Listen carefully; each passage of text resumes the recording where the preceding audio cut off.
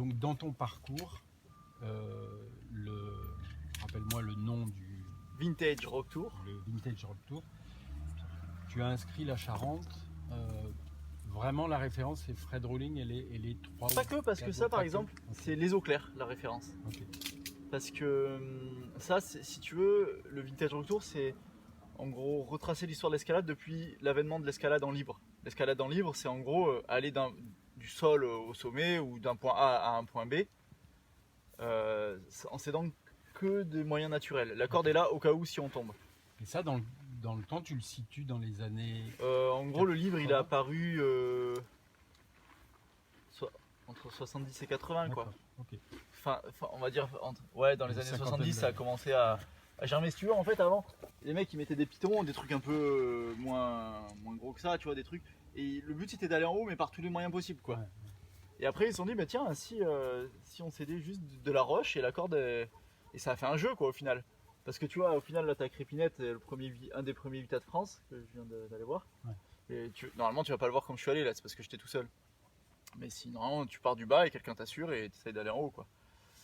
Et si tu veux, celle d'à côté, c'est une autre difficulté parce que les prises c'est pas les mêmes du coup.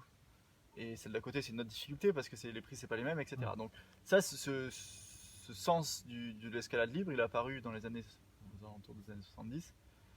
Et puis c'est développé petit à petit. Et du coup, moi, mon Vintage Rock Tour, c'est retracer un peu toute l'histoire de ça.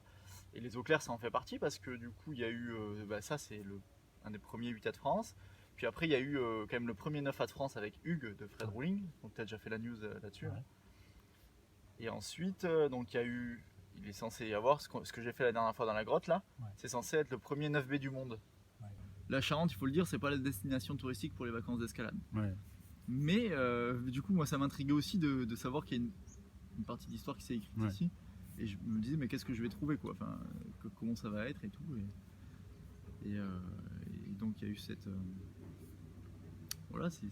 eaux claires en fait qui sont parsemées de bouts de falaise un peu partout avec ces voies très exigeantes. Je sais pas si t'as vu là, j'ai repéré un peu parce que je suis un peu en vrac et tout, mais c'est quand même, tu vas voir quand je vais grimper, c'est quand même, tu montes, tu vas poser ton petit doigt là, l'orteil il faut qu'il soit là, etc. La plupart de la grimpe ici aux eaux claires, c'est de l'escalade très exigeante et très technique.